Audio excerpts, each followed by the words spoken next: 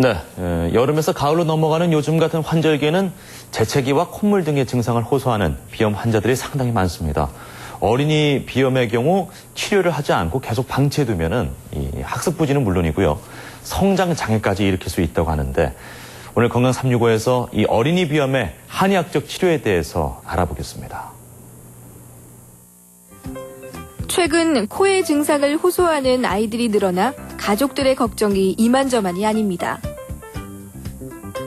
노란 코가 굉장히 많이 나왔고요. 또 막히고 이제 코맹맹이 소리도 많이 나고요. 밤에 잘 때 코를 심하게 골았고, 또 코가 찍찍하니까 코에 손을 대니까 코피가 터지고 되게 고생을 많이 했어요. 보통 비염이라고 하면 알레르기성 비염을 말씀하시는데요.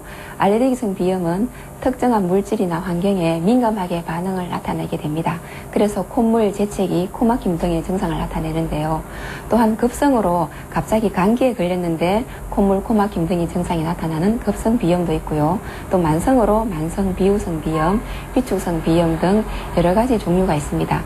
이렇게 종류는 다양하지만 한의학적으로 봤을 때는 이 비염은 폐가 차가워져서 그 기능이 약하게 되면 작은 자극에도 민감한 반응을 나타내게 되어서 비염이 된다고 봅니다.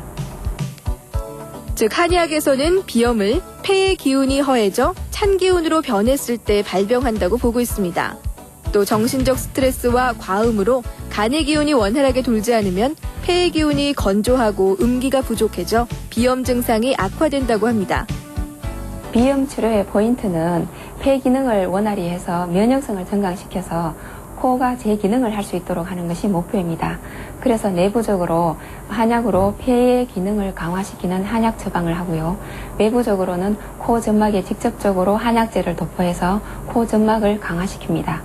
또 침과 뜸으로 폐의 경락을 활성화시키는 방법을 쓰고요. 또 이렇게 내 치료와 외 치료를 동시에 함으로써 외부 자극에도 강한 저항성을 길러주게 하는 근본 치료가 되는 비염 치료를 합니다. 어린이 비염은 증상이 비교적 경미해서 조기에 치료를 하면 빨리 나을 수 있습니다. 하지만 치료를 미루고 방치해두면 집중력이 떨어져 학습장애를 일으키고 숙면이 힘들어져서 어린이 성장에도 부정적인 영향을 줄 수 있습니다.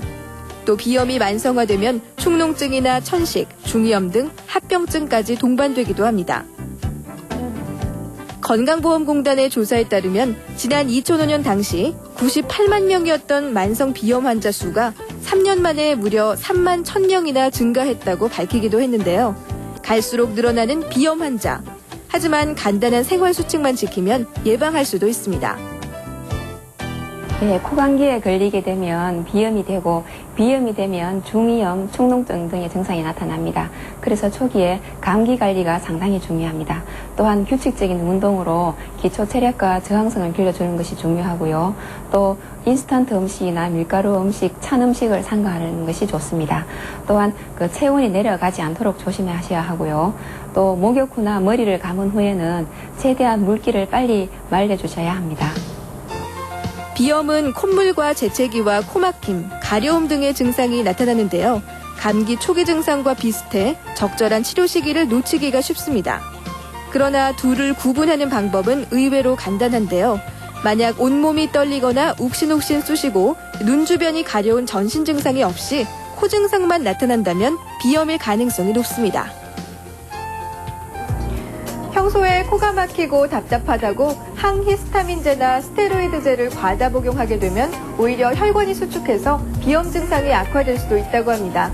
따라서 비염에 대한 근본적인 치료로 우리 아이 건강을 지켜야겠습니다. 건강 365였습니다.